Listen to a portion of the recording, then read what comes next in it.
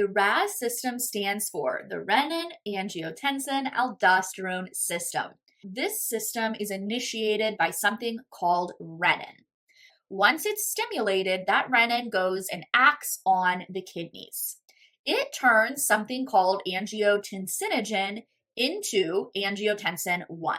Then angiotensin 1 is acted upon by a second substance. This one is an enzyme, and it's called angiotensin 1 converting enzyme. I just want you to remember it as ACE, all right? ACE acts on that angiotensin 1, and it converts it into angiotensin 2. Last but not least, angiotensin 2 turns into aldosterone. And what you really need to remember are the effects of aldosterone on the body.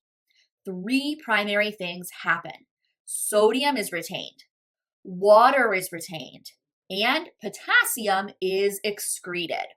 When we get more aldosterone, our body retains sodium, our sodium level goes up. Our body retains water, our fluid goes up. And our body gets rid of or excretes potassium. Our potassium level goes down.